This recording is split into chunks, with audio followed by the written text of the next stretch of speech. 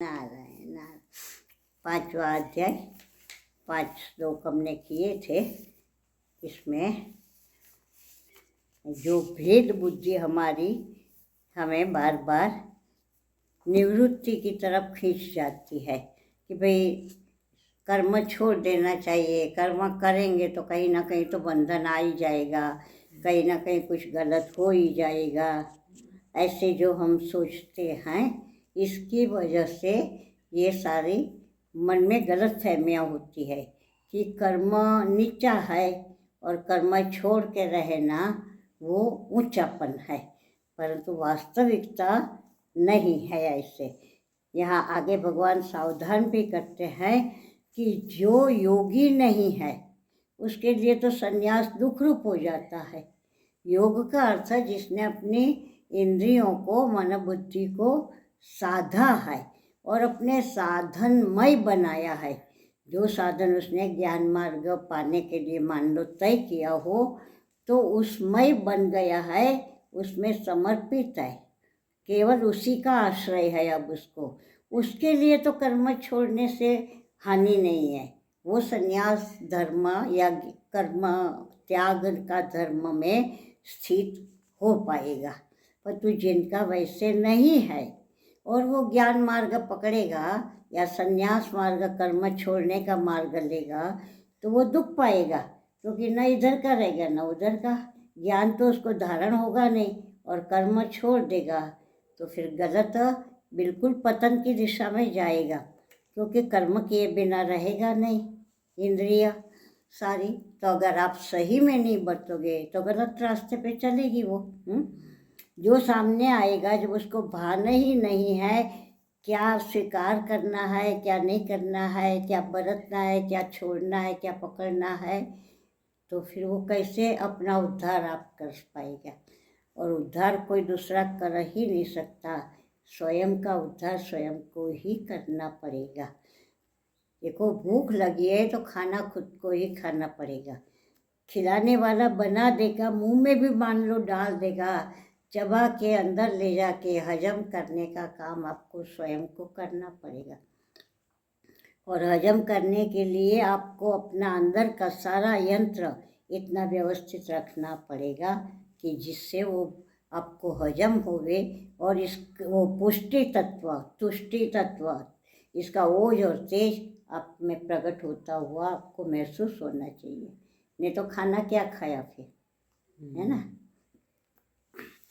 तो इसी प्रकार से ये भगवान यहाँ आगे 6ठे श्लोक में कहते हैं, और जो भेद बुद्धि थी उनको कह दिया कि ज्ञान और कर्म में कोई भेद नहीं है, जो दोनों को एक ही मानते हैं वो ही उसका सच्चा दर्शन है, नहीं तो उसकी दृष्टि ही गलत है। जब गलत ही दर्शन है तो उसका परिणाम कैसे सही हो सकता है।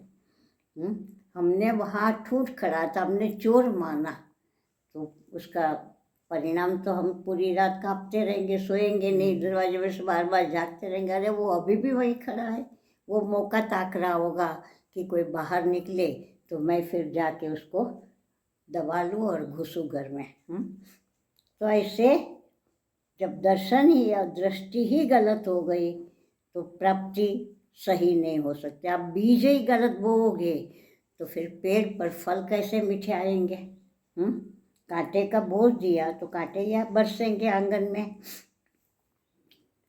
हरि ओम। 6ठा श्लोक 5म अध्याय। संन्यासस्तु महाबाहो दुःखमाप्तु मयोगतः योगयुक्तो मुनिर्ब्रह्म न चिरेणाधिगच्छति।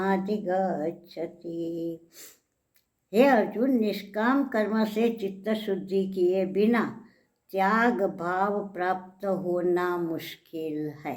आप कर ही नहीं पाओगे, बिना त्याग के कहीं कुछ सच्चा प्राप्ति होना मुश्किल है। और त्याग जीवन का नींव होना चाहिए हमेशा, तब हमारे मन बुद्धि सच में प्रवेश कर पाएंगे। त्याग भाव नहीं होगा तो हमारा लोभ लालच हमें झूठ आदि में प्रेरेंगे, वहाँ सच से हम और दूर होते जाएंगे, अपनी इच्छाओं की पूर्ति के लिए, अपने लालच की पूर्ति के लिए तो कर्मयोग के द्वारा जिसकी चित्त शुद्धि हुई है वही जीव, वही पुरुष, वही मनुष्य। पुरुष और स्त्री का अर्थ में पुरुष नहीं होता है। यहाँ शास्त्र में हमेशा पुरुष का अर्थ जीवात्मा, मनुष्य। मुनि थईने, मुनि बन के, मुनि मैंने मौन धारण करके परमात्मा का चिंतन करे तो वो जल्दी से शीघ्रातिशीघ्र परमात्मा को प्राप्त हो जाएगा। परंतु परमात्मा का चिंतन करेगा तब सत्वगुणी चित्त होगा तो करेगा। जो चित्त हमारा रजोगुण तमोगुण से आच्छादित नहीं है तभी वो चिंतन कर पाएगा। क्यों आच्छादित नहीं है? क्योंकि सदैव उसने जो कर्म किए उसमें उसकी कोई भी फल की भावना नहीं थी, कोई वासना उसमें मिली हुई नहीं थी, और फल की इच्छा न होने से उसकी दृष्टि सदैव साफ रहती है। जब फल की इच्छा होती है तो फल का नाप तोल करते करते हम पूरे अपने जुड़े हुए सारे समाज के साथ, अपने खुद के साथ, अपना हमेशा व्यवहार में उल्टा सीधा पल्ला पर ही ध्यान रहता है। और पल्ला हमारा ऐसे ही हम बार बार चाहते हैं कि हर समय लाभ मेरा ही होना चाहिए, और नुकसान किसी का होता है तो इसमें मैं क्या करूं? मैं थोड़े उनका नुकसान कर रहा हूँ। मैं मेरा लाभ का तो विचार करना चाहिए मुझे।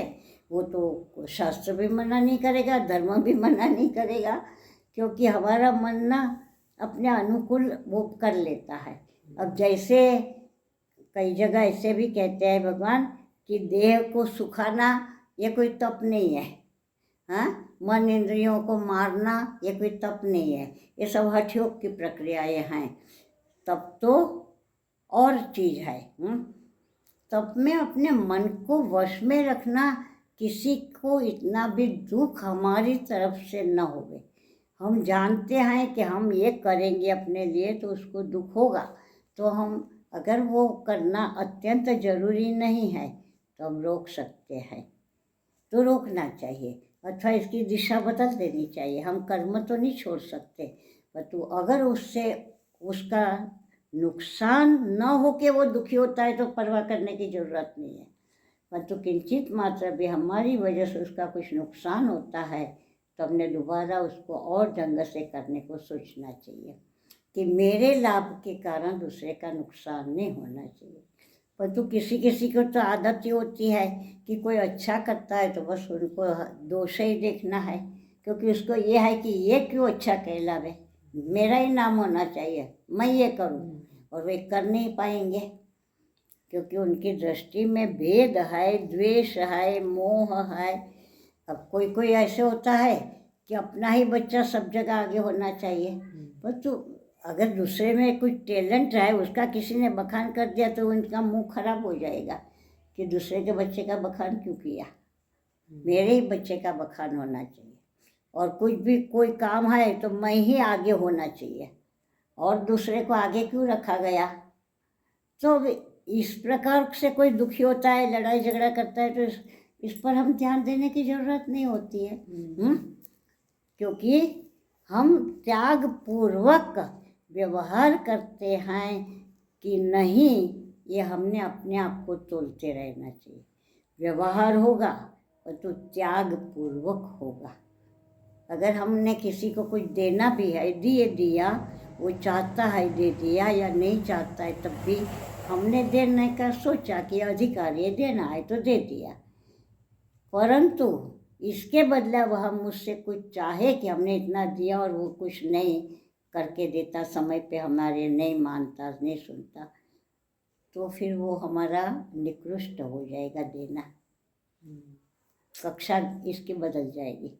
ठीक है, देना शुभ कर्म हुआ, उसका कुछ फल मिलेगा, परंतु जो मिलना चाहिए उत्तम उत्तम वो नहीं मिल सकता, क्योंकि वो तो सौदा हो गया। तो सौदा में तो जितना दो उतना लो।